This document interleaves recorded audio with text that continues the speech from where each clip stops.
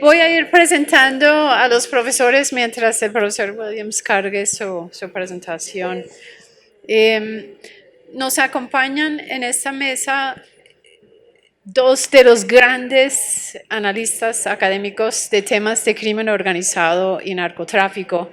Y me es un honor inmenso poder presentarlos. Bruce Bagley es profesor de la Universidad de Miami, fue uno de los supervisores de mi tesis doctoral, un amigo de hace muchos años que trabaja desde hace décadas temas de Colombia, como muchos saben. Nos va a hablar de nuevas dimensiones del nexo criminal político en América Latina mirando el siglo XXI. El propósito de este panel, pues para recordarles, es pensar ya hacia futuro en las tendencias del crimen organizado para el 2019. Voy a resumir su hoja de vida de forma muy simple y desde memoria. Es autor de cientos de libros, artículos y publicaciones sobre temas relacionados con narcotráfico, Colombia, México, América Latina, seguridad. Es una hoja de vida que difícilmente podríamos resumir en pocos minutos. Fue anteriormente profesor de SAIS de Johns Hopkins University. Es colaborador frecuente de las universidades de los Andes y la Universidad ICESI en Cali. Veo que también ha colaborado extensamente con Flaxo Ecuador y con el CIDE de México, entre muchas otras instituciones en América Latina. En alguna de las iteraciones de su trabajo sobre crimen organizado y narcotráfico también ha ahondado, es de las pocas personas que piensa América Latina desde el rol de la mafia rusa. Ya el profesor Williams cargó su presentación. I'll bring you a translator in a sec.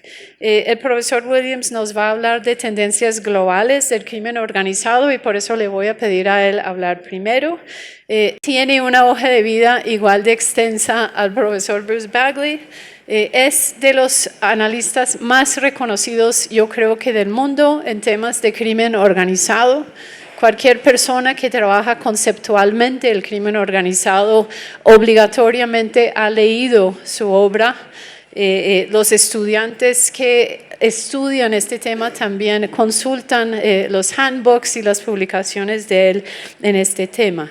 Él es director del Centro Matthew B. Ridgway de Estudios de Seguridad Internacional de la Universidad de Pittsburgh y su investigación a lo largo de estas décadas se ha enfocado en el crimen organizado transnacional. Entiendo que más recientemente, más allá de la conceptualización, ha ido mirando distintos continentes y el comportamiento del crimen organizado en estos, incluyendo el continente africano. Ha sido también participante en distintos tipos de informe internacional de entidades tales como Naciones Unidas. Yo creo que ya estamos en familia, entonces voy a dejar de leer para poder aprovechar de este panel. Luego presento a Jeremy McDermott, pero voy a dar la palabra al profesor Williams para que nos haga su presentación. ¿Es 15 minutes okay for you? 15, okay. 15, maybe a few more. Okay. Thank you. It's a great pleasure to be here. Thank you, Arlene, for the invitation, and to Steve and Jeremy. It's a great pleasure to be here. So, the reason that I wanted to go first on this is because I'm going to do global trends. And we'll pick up on some of the themes that I think have already been raised by Angelica, and I think in that tour de force we just saw from Federico. So here's some assumptions, right? We're dealing with a globalized world, but one in which there's a backlash. Unfortunately, the backlash will actually make it much more difficult to cooperate in combating organized crime. And I think we're already seeing that in the strain in which the US president is creating with lots of traditional allies. He seems to treat his allies much worse than he treats traditional adversaries like Russia. It's also a world in which many states are perennially weak. I think very few have failed or collapsed. Bruce and I were talking a little bit about this a few minutes ago. But many are perennially and perpetually weak. And I think that provides all sorts of things for organized crime, all sorts of opportunities. And one of the things, it also means there are a few constraints. And I think a world in which there are multiple opportunities for organized crime is a really dangerous world, right? In terms of organized crime becoming more powerful. And we try to constrain organized crime. We rarely think about reducing opportunities for organized crime. And I think they're two very different strategies. We try to create the behavior. We rarely think about what can we do about the underlying markets, and how can we make sure there are less opportunities in those underlying markets. And actually, a couple of years ago, with Colin Clark, who was then at Rand, is now at Carnegie Mellon, and Steve Davenport, we did a paper for the National Intelligence Council, actually looking at the future of organized crime over the next 5 to 10 years. And we came up actually with 4 worlds. And these are the 4 worlds. And what we did, we looked at about 8 or 9 drivers, like migration was one of them, globalization, geopolitical conflict. We looked at these drivers and then said, do they strengthen states or do they strengthen organized crime? And we came up with kind of 4 worlds. The first one, in which they strengthen organized crime and weaken states, we call criminal nirvana. The one where they both strengthened the top left there, as you look at it, we call criminal confrontation, right? And that becomes who adapts best. And my colleague at Pitt, Michael Kenny, has done a great book called From Pablo to Osama, looking at how governments adapt to criminals, how criminals and terrorists adapt to governments. Then we looked at 2 where essentially the opportunities were more constrained. And one was criminal recession, where states were stronger and could keep organized crime in its place. But the other one, where states were also weak, but organized crime didn't have the opportunities, we call criminal frustration. And I think what came out of this for me, looking at these drivers, looking at the impact on states, and this was at a very macro level, but looking at that, what came out was that opportunities are perhaps more important than we think, and we might want to think more about reducing opportunities and restricting opportunities than simply putting constraints on organizations. And I think that's one of the takeaways, I hope, that we think more about those. So some caveats, right? And I think Angelica made many of these. Some of these trends are already there. And the question then becomes, where are the tipping points? So, for example, we've talked a lot about synthetics, but botanicals are still going strong. So what is the tipping point when we really start to see the replacement of botanical narcotics with synthetics? What about continuity and change? Again, Angelica introduced it. And then what we found was that some of the drivers of change reinforce each other, but some offset. So, for example, if you think about demographic change, we have, in many developing countries, still a youth bulge. In many developed countries, aging populations. And that sets the scene for increased organ trafficking, right? Put all other things aside, but it does actually set the scene for increased organ trafficking. But you think about 3D printing, and you think about the capacity to print things like kidneys, which is now available, that could offset it. So again, that's an offsetting one. Okay, so trend 1, diversification, processes and strategy, and again, Angelica raised this a lot. But I think one of the things you're seeing is organized crime becoming more diffused, more violent. It used to be in Mexico all about the drug business. Now it's all about other things, like gasoline, like kidnapping, like extortion. And we've seen also an increase in what I like to call the violence business. And the Zetas were in the violence business, and many of the gangs, that groups like the Juarez drug trafficking organization. I don't like cartels. These groups do not control price and production levels. Okay? I think that's important to keep in mind. But groups like the Juarez cartel, they had gangs that were working for them. And those gangs were in the violence business. And if you're a drug trafficker, you don't want too much violence, it gets in the way of your business. If you're in the violence business, you want the violence to continue and to increase, because then you actually make more money.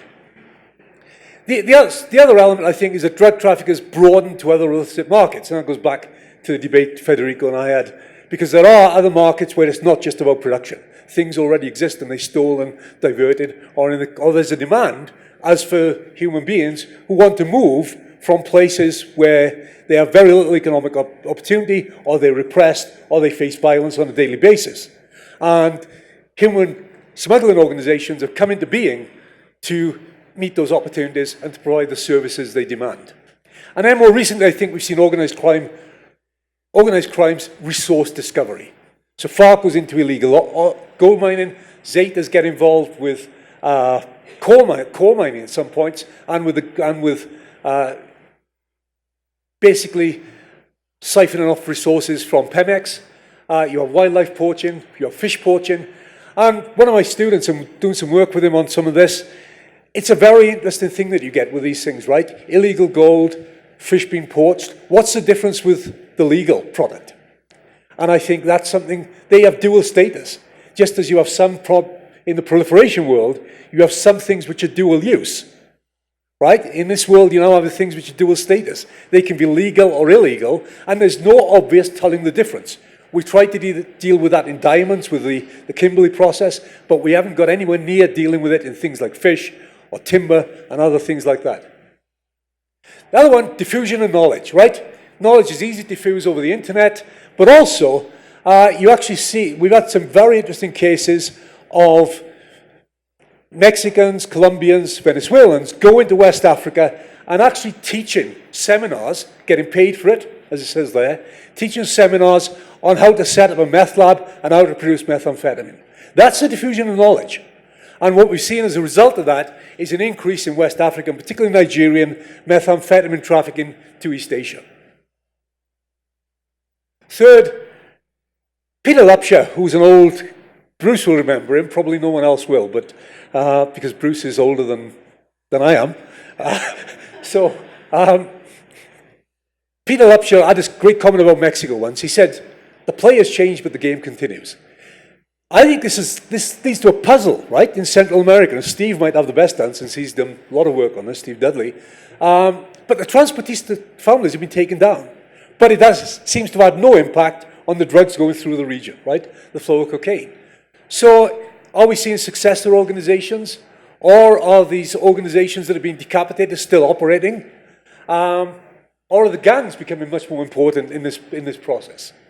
Okay? And then Lupsher also had this notion of groups going from predatory to parasitic to symbiotic. It's 3 stages of organized crime development. That might be becoming relevant again. Trend 4, exploitation of technology. We already heard about fentanyl from China. Chemists have become criminals in China. People who can go and say, okay, these are all things that are regulated, but this product with a slight chemical change in it is not. I can produce that. So it's a fentanyl derivative, and it's still as powerful. Then you've got basically the technological fight between the state and organized crime. On the one side, technologies of deception. On the other, technologies of surveillance. So there's a constant technology race there. New opportunities also rising with the Internet of Things and ransomware. It's one thing when the Internet of Things is just your fridge. It's another when it controls your heating, and it's the middle of winter, and it's cut off by a cyber gang who won't turn your heating back on until you've paid them, right? And I think that's where we're going with the Internet of Things. Trend 5, refugees, migrants. I would argue the growth business of the 21st century, Tuesday, Rotana with Tuesday. She's done some great work on this. And my view is we ain't seen nothing yet. Ronald Reagan's famous catchphrase, right? Climate change migration is going to be huge. Political collapse in Egypt, think about that. You've got 10 times the population of Syria. So what would that look like? And groups do arise to meet the need. And I think we castigate human smugglers, but essentially they are informal transportation companies and informal travel agents. Many of them anyway. The problem is, in an illicit market, there is often, and again I'd give like Federico's views on this, but there is often no quality control. And that's the issue, right? So this is why we've had all the deaths we have in the Mediterranean, because people paid up front, the smugglers, and they don't care whether the boat makes it or not. Trend 6, criminal organizations as instruments of state policy. We've seen this with Putin. We've seen it with Pakistan, the D Company, and they've given him a safe, Pakistan has given Dawood Ibrahim a safe haven. It became too hot for him in Dubai, so he now lives in Karachi, has 2 homes in Karachi. The Pakistani likes to claim he's still in Dubai, but he's not. North Korea was involved back in the 90s. North Korea was big-time organized crime with diplomats and consulates often being the criminals. They've moved into cybercrime, and they actually had this incredible breach through SWIFT accounts in the Bangladesh where they got 81 million. And that's better for them, right? Because they can have plausible deniability. Seventh, increase in diversity of structures. We have hierarchies, we have networks, we have hybrids. And I think different kinds of networks. I do a lecture where I do core networks, mesh networks, which is the core, there's a central direction. Mesh, there are groups that come together and coordinate without hierarchy.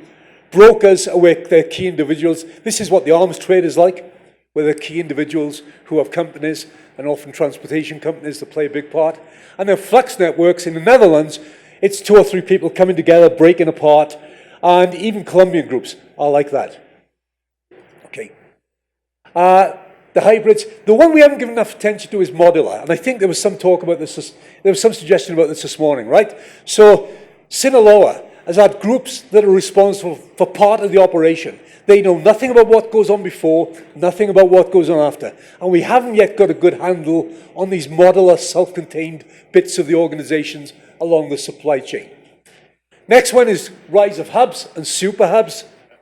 And this is something that very few people have talked about. Patrick Keefe has talked about it, Europol, and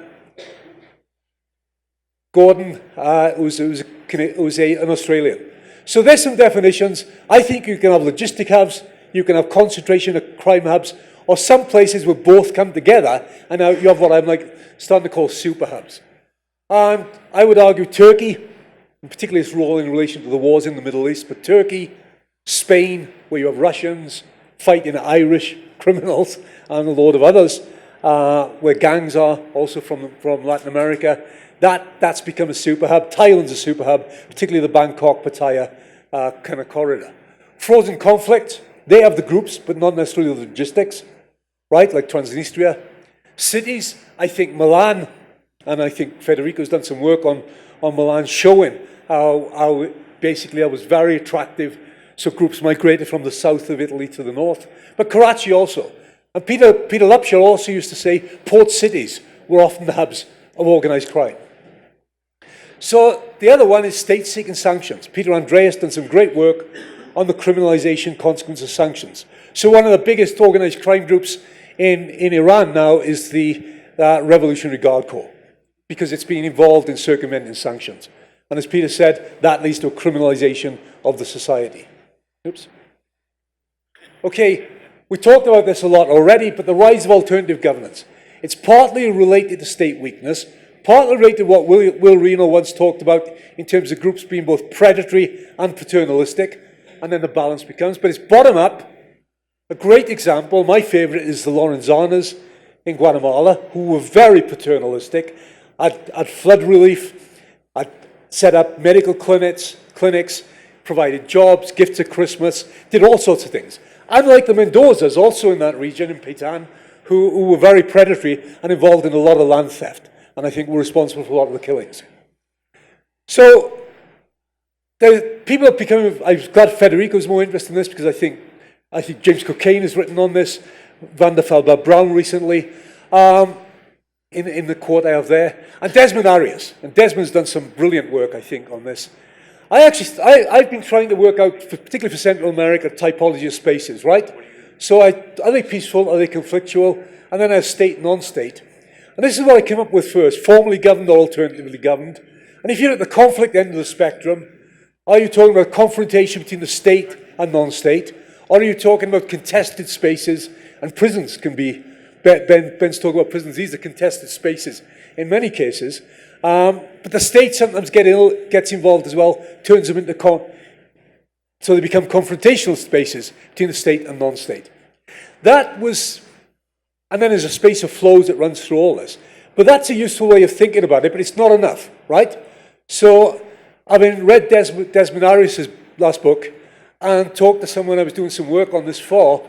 We sat with this, and we came up with 3. So we added with another 2 dimensions, right? Mixed or hybrid spaces, and I think this is more realistic. And then layered conflicts, where you can have the state versus organized crime, but organized crime groups fighting each other.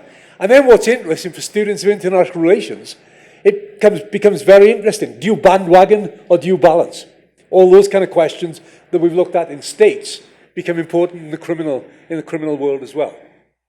Trend 10 is a new book that I got a chapter in on ISIS with Colin Clark by Kim Thatchik and Rolly Lau called Terrorist Criminal Enterprises. A lot of people have talked, I think, wrongly about collaboration between criminals and terrorists. That's not the issue. What's going on is terrorists engaging in do-it-yourself organized crime, right? I used that term about 15 years ago, and I think it's still correct. ISIS is the best example. But ISIS was AQI on steroids. It did nothing that AQI didn't do, but had a far greater territorial control. And that was critical. And it engaged in all these things, right? Taxation on the one side, because it was a protest state, and extortion. And sometimes they were the same, sometimes they were different. But there was also trafficking of things that don't fit Federico's typology, but I think are important. And I'm hoping he will change his typology to incorporate them. And then other criminal organizations, very similar, right? Hezbollah has taxed drug traffickers like Czech Rehab. I mean, that was in Colombia. People said, well, they're working together. No, Hezbollah was demanding their cut of his proceeds. It was a tax. And AQM, everybody said AQM is working with drug traffickers to take cocaine shipments through the Sahel. This is what it really was. Thank you very much for listening.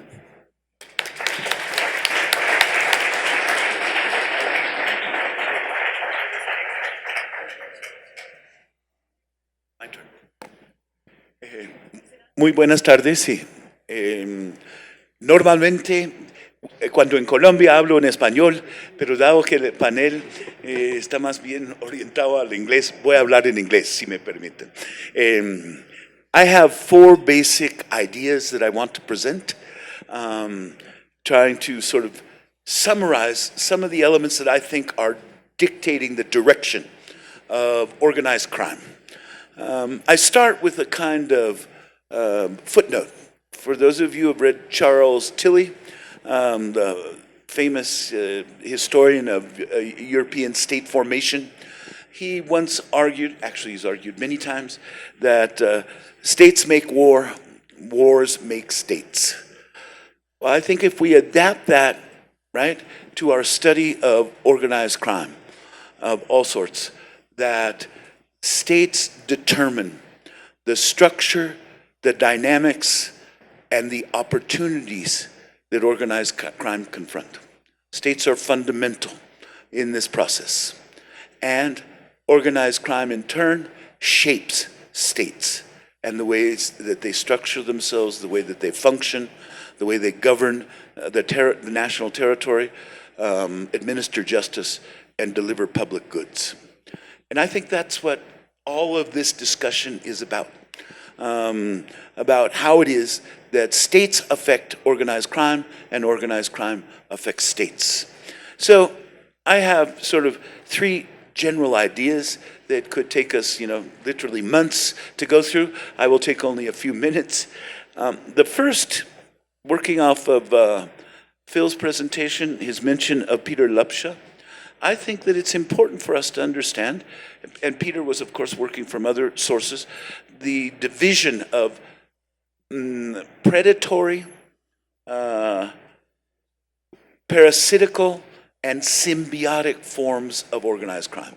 The predatory one is where groups start up and use violence, very often street violence, shootouts, brutality, to establish themselves in the markets that they are seeking to dominate.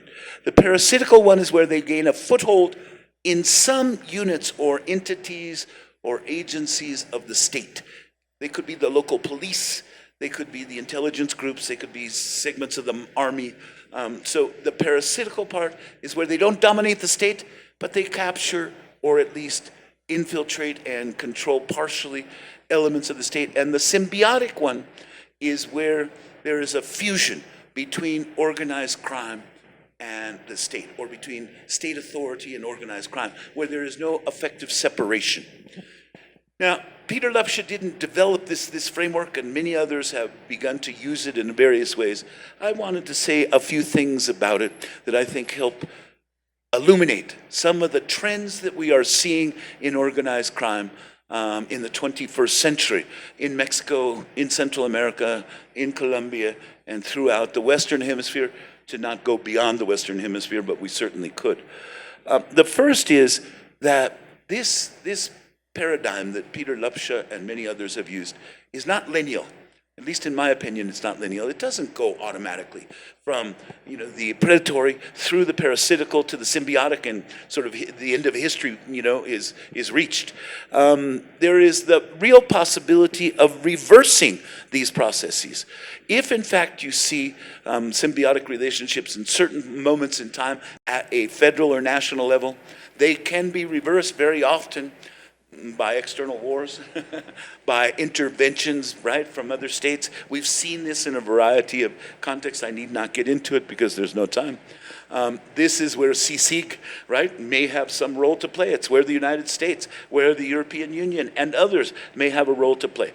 It very often, right, if there is a symbiotic relationship at the federal or national level, very often takes external forces to break that symbiosis between organized crime and the state, because it is so deeply entrenched. But the point I'm trying to make is that you can reverse it, and there are a variety of conditions, and a number of scholars have studied under what conditions that can be done. But you don't eliminate organized crime if you are in fact able to break the symbiotic relationship that exists today in Venezuela, or that exists today in Guatemala, or in a number of other countries around the globe, too many to list, because you can push the organized crime into subnational levels of organization. The same symbiotic relationship at the federal level can be established in specific states or departments or regions of a given country. And that creates all kinds of interesting, complex, and difficult dynamics. Even when the federal government, right, is supposedly opposed, you may well see in the state of Veracruz in Mexico, in the state of Michoacán in Mexico, in other parts of Mexico, this kind of symbiotic relationship, not at the federal level, but at the regional or state level. And of course, you can see the same kind of reversals if Mexico is successful, which I don't believe they're going to be, with the Mando Único efforts to give governors greater control. You can still have clear symbiotic relationships at the municipal or local level. What this means, right, is that we have to analyze not states, not mafia states. I think that's far too general a term most of the time. I think we have to look at subnational levels and see these dynamics, right? See how they alter the structure, dynamics, and opportunity, right? Opportunities exist for organized crime. This implies, right, that there are very complex relationships between elements at various levels of the state and organized crime. It is clearly possible for the organized crime to establish at municipal levels, as they have in many Latin American countries, forms of symbiotic relationship which make getting to them difficult. Think of the Clan Usuga, the Urabeños, the Gaitanistas, right? Or the Cartel del Golfo here in Colombia. They control significant parts of this territory. The reason the federal government, right, the national government in Colombia has not been able to get Otoniel has a great deal to do with their territorial control. But it's not simply territorial control, it's also control over the local political structures and local economic structures in a particular sub-region of the country. We could proliferate these examples to many other parts of Latin America. This seems to me to be a fruitful area for future research, to take a look at the nature, not simply at a national level, which often gets you into these declarations that Colombia is a failed state, that Mexico is a failed state, that everybody's a failed state, perdón.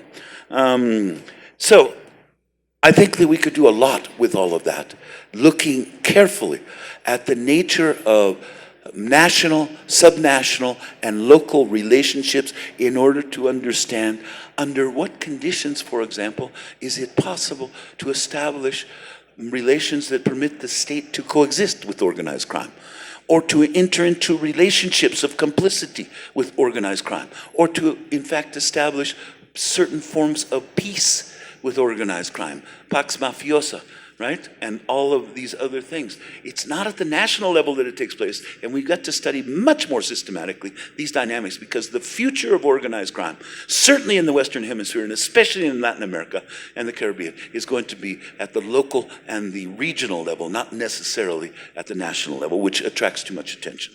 Okay, there's a second set of ideas that I wanted to put forward in the time that I have. This has to do with the actual structure of organized crime. I think that we have seen significant evolution, right, in the business models that organized criminal groups have taken on, and there have been several references to it. I want to try to add my 2 cents to clarify a couple of the points, particularly the one that suggests that we are seeing reconsolidation of organized crime, sort of the commonly used term cartel, right, of Medellin style or Cali or Sinaloa and others. I think that we've seen significant evolution in the forms that organized crime take, specifically because of pressures from individual states within the region and from international authorities against the specific forms of organized crime that previously developed. I'm thinking here, and I'll do it quickly, of the corporative form, or the pyramidal form, where it's hierarchical in nature. You have a CEO, somebody's in charge, right? And we've seen this kind of organization here in Colombia, certainly. We've, with the Cartel de Medellin. We've seen it in Mexico with the Carrillo Fuentes family, the Arellano Felix family, Juarez and Tijuana, just to mention a few. And many of these organizations have proven pretty bad for business over time. That is, they're fairly easy to get at because of the hierarchical nature, the pyramidal nature. And this, of course, justified the kingpin strategy that we saw pursued by the United States and many others.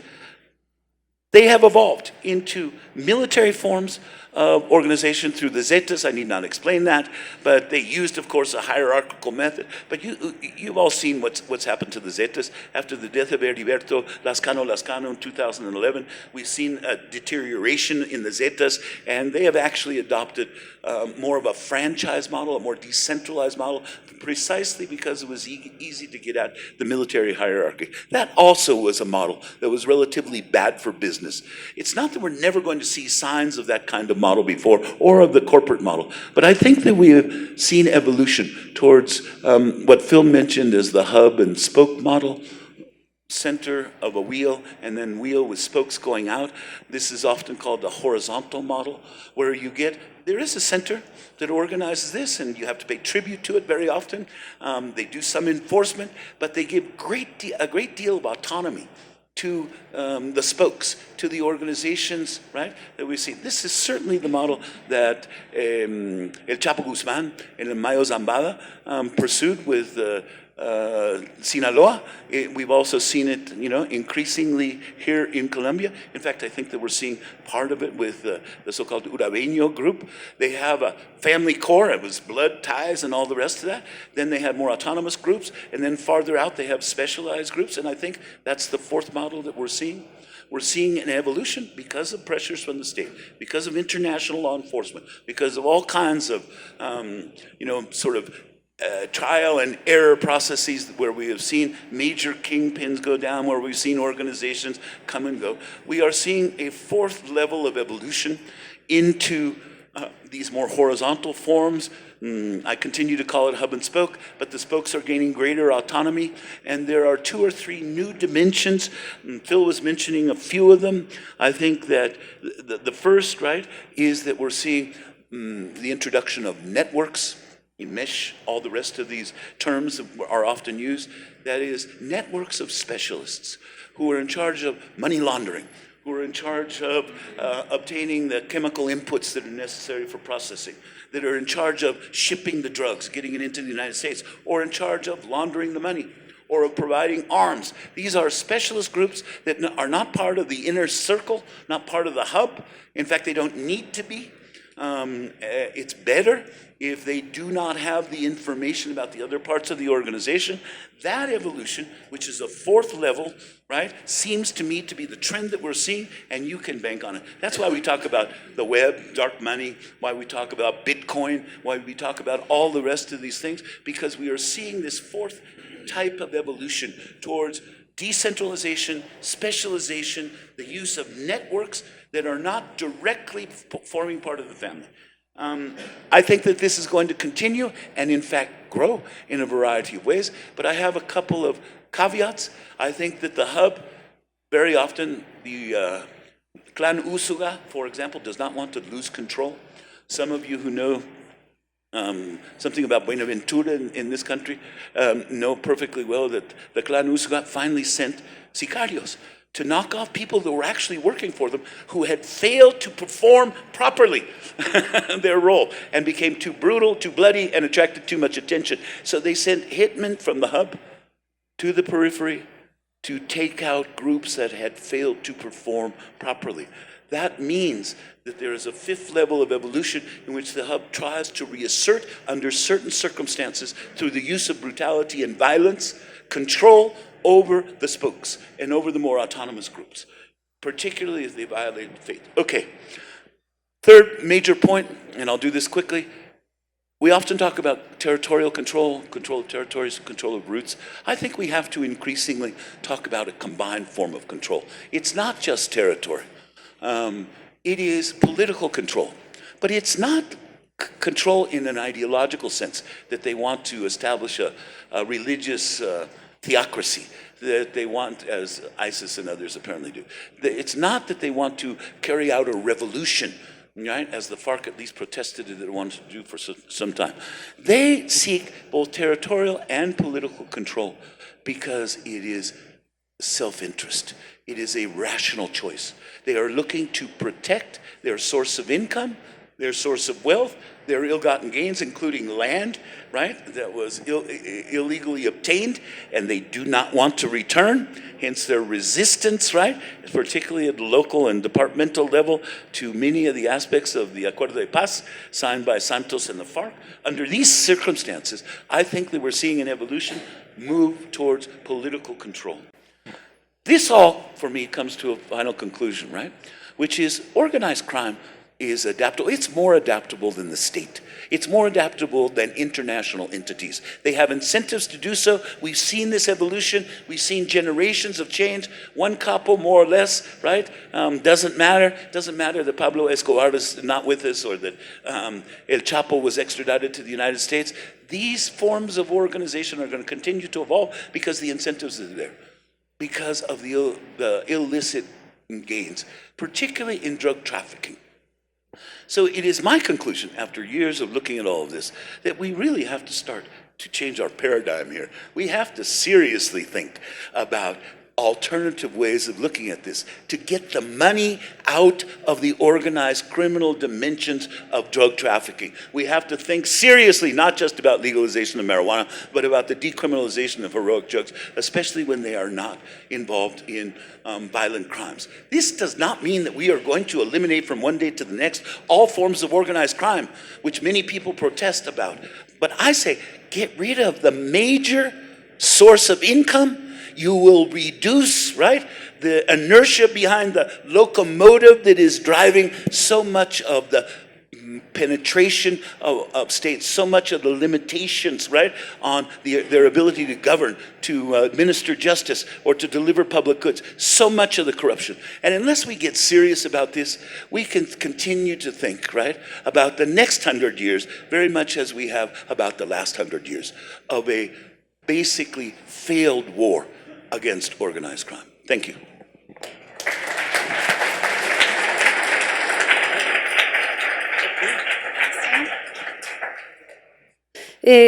Nos queda la presentación de Jerry McDermott sobre, pues, se titula Razones del Pesimismo del 2019. Ya lo presentamos y todos lo conocen. Es el director y cofundador de Inside Crime. y es ex oficial del ejército británico y ex corresponsal veterano de periodismo investigativo de varios medios de gran importancia de Inglaterra. Y para no comer más tiempo de lo que nos queda, voy a darle la palabra de una vez para que nos haga su presentación. Thank you. Mi presentación, porfa. I've got to speak English, I'm told, because everybody else is speaking English, and for the streaming, it's got to be in one language. So I'm going to speak English. I'm often told that I'm a terrible pessimist, and I think this is probably the natural result of working and dedicating your life to studying organized crime. There's seldom a sunny side to the story. I am extremely pessimistic about 2019. And organized crime, transnational organized crime in Latin America. And I'm going to give you 5 reasons because we journalists love to make lists, okay? Reason number 1, let me see if I can make this work. Okay, I can't.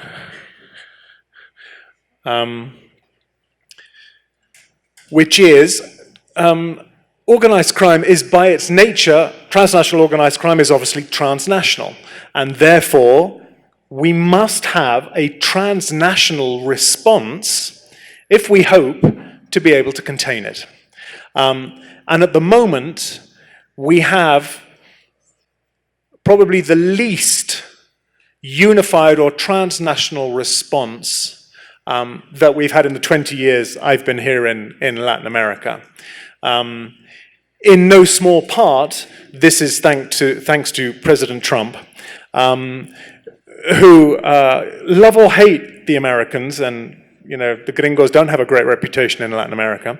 They have always tried to think strategically about organized crime, mainly the organized crime that has threatened the United States, which is drug trafficking and migration. And they have sought to promote and push regional responses to those crimes. And they've given a lot of aid to reinforce the fight against those crimes and others. Obviously, that doesn't happen now. We don't seem to have a transnational strategy. President Trump has managed to offend his 2 most important Latin American partners, Mexico, which is apparently full of rapists, and Colombia, which apparently should be decertified in the war on drugs, despite having been fighting in the front line for the last 30 years. But it's not just him. The European Union is extremely distracted. With Brexit, its priorities are migration and Islamic terrorism.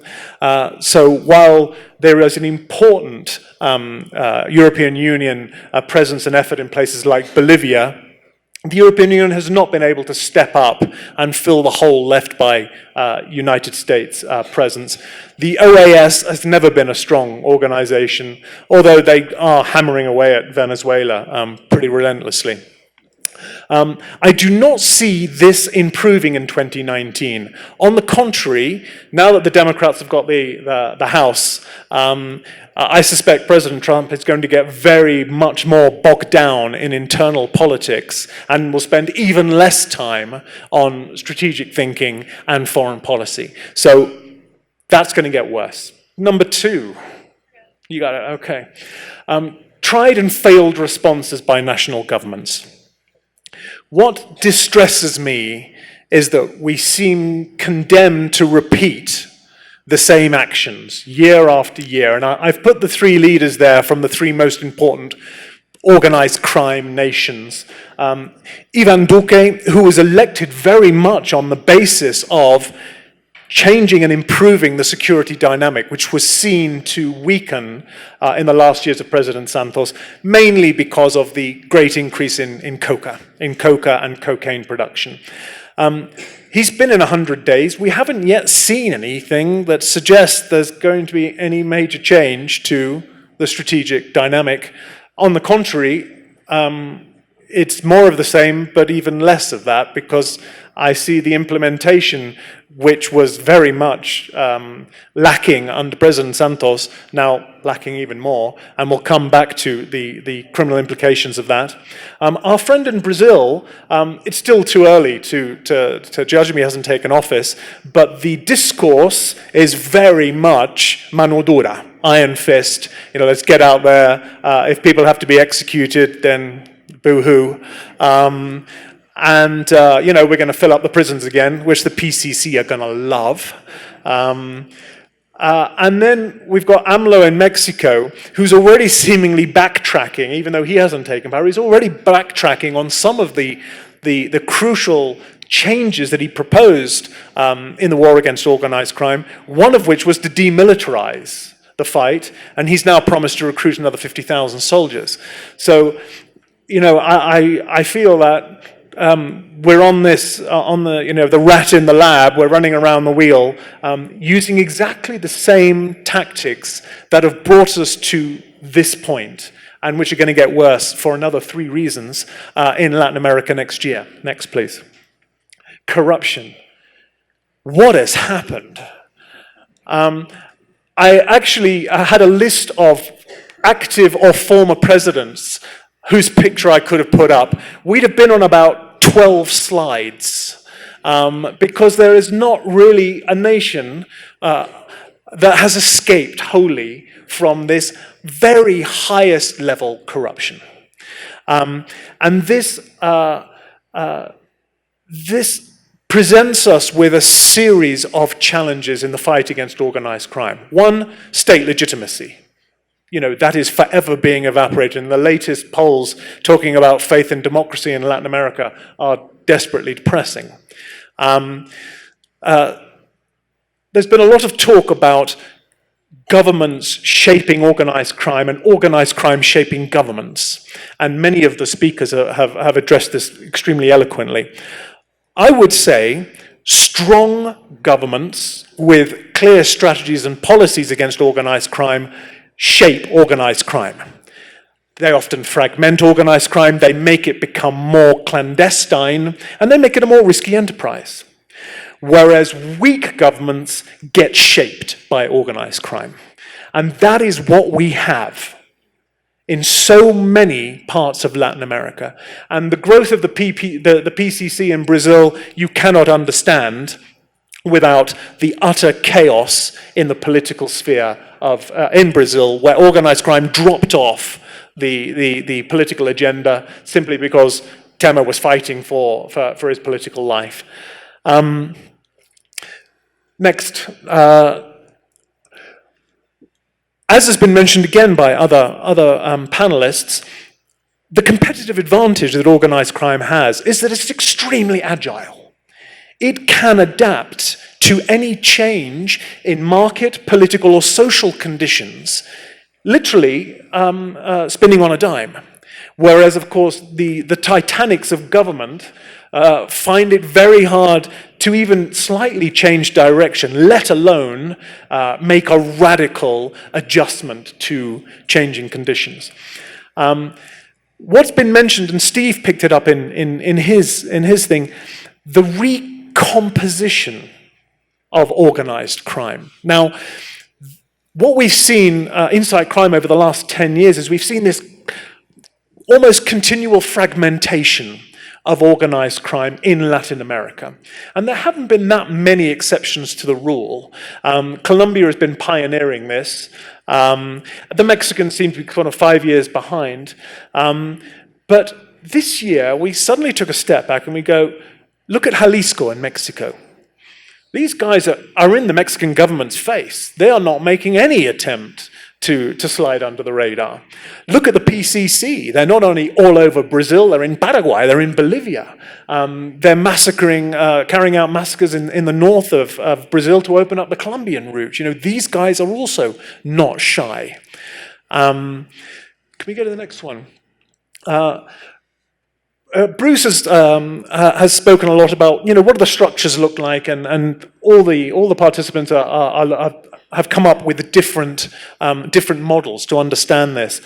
We see the Colombians as the most sophisticated in the sense that these are the guys that have have suffered the greatest security force pressure over the last 4 decades. I mean, it's been pretty relentless. Not just Colombia, but obviously the United States had a huge role here. And the model that we've seen here is what we're calling the birth of the invisibles, which is your greatest protection as a drug trafficker or a senior mafia figure is not a private army, it's being anonymous.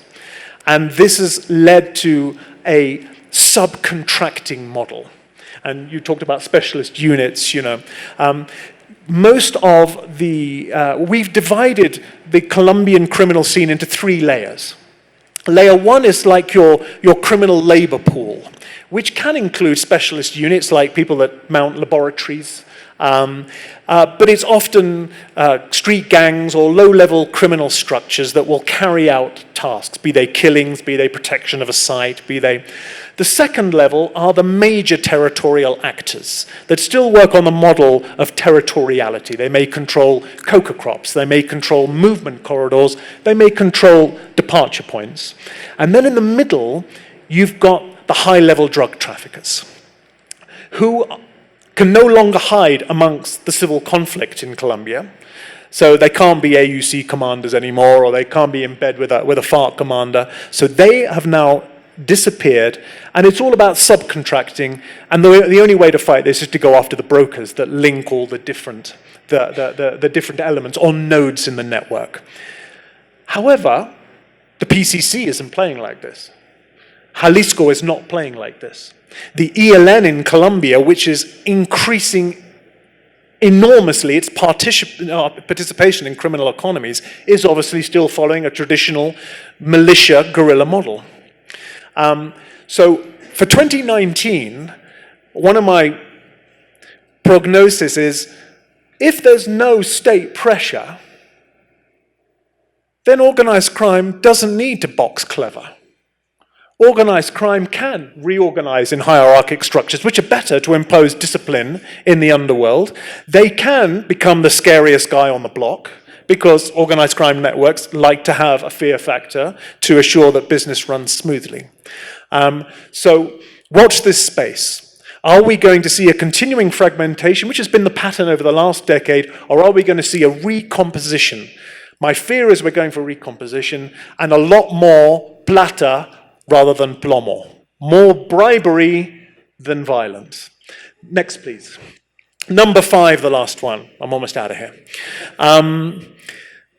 Booming criminal economies. We've already mentioned, Colombia is producing more cocaine than ever before, and Peru and Bolivia are not exactly cutting back their production.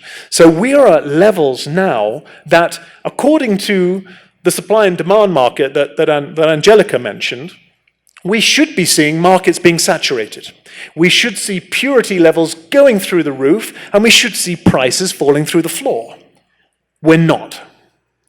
Why are we not? Because in the drug business, the Colombians particularly have diversified their markets, and they are aggressively expanding into places which never had a cocaine issue. And for us, what we're looking at very closely is China. Now, you only need 0.02% of the Chinese population to have the greatest cocaine market on the planet. And the Chinese do seem to be embracing consumerism. Our contacts in the office in Envigado tell us that there's so many containers going into China that they literally don't even have to hide the drugs. The only thing is that the Colombians can't operate in China, but there are a thing, of course, called the triads, the oldest organized crime structures on the planet, that are more than happy to take it off their hands. So what we're seeing is this diversification of markets, which is keeping the price relatively high, which means the earnings from cocaine are astronomical. Now, it's not just cocaine. We've got, Steve's talked about the opioid crisis, claiming an enormous number of victims, and it is also phenomenally lucrative. Gold, phenomenally lucrative. Human trafficking, thanks to our migration crises, prostitution, extortion is through the roof. Basically, everywhere you look in Latin America, the criminal economies are on the up. Any business that receives incremental increases in its income year on year is going to strengthen its military capacity, its power of corruption, and its sophistication.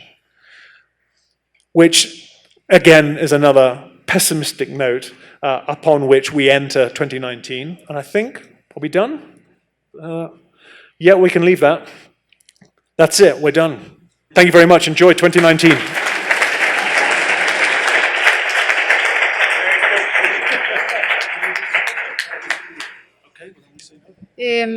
Es la 1 de la tarde. Yo quisiera proponer que, salvo que hubiera unas preguntas muy urgentes, cerráramos aquí y guardaran las preguntas para las sesiones pequeñas, pero si hay alguna necesidad urgente de hacer una pregunta, pues los hemos tenido aquí 4 horas. Y, sí. Okay. Oh, I don't have a microphone. I gotta get it up.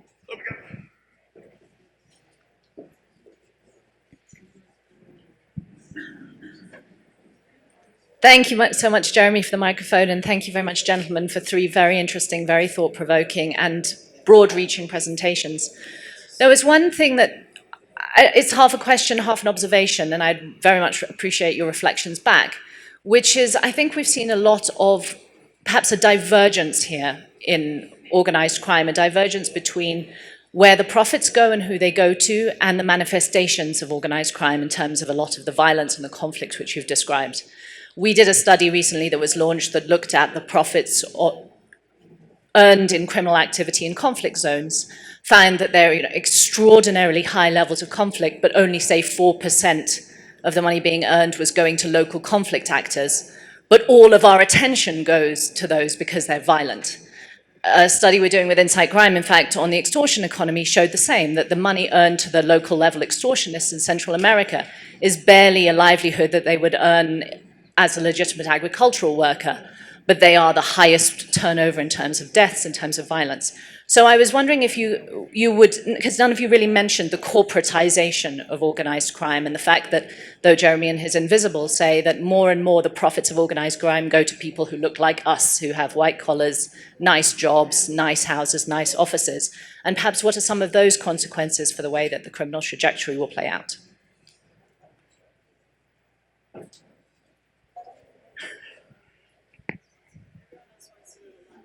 Okay. Does anyone want to answer that? Or are we just going to ignore Tuesday? We're just going to ignore you, Tuesday. We're not? I know, Bruce is going to say something. Very quickly.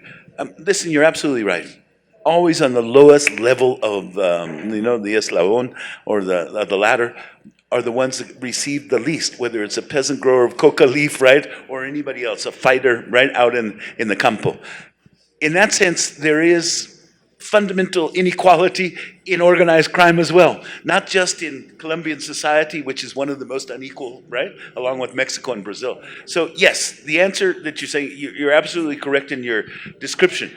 I think this is going to be perpetuated, in great part because of what all of us are talking about in slightly different vocabularies, but essentially the same idea, which is that increasingly, particularly at the local and at the regional level, if not necessarily at the national level, governments are protecting organized crime, and they are reaping the benefits from organized crime. That kind of political criminal nexus allows even further concentration of the illicit profits and a further marginalization of those at the lowest rungs of the ladder. I think it's also about supply chain, right?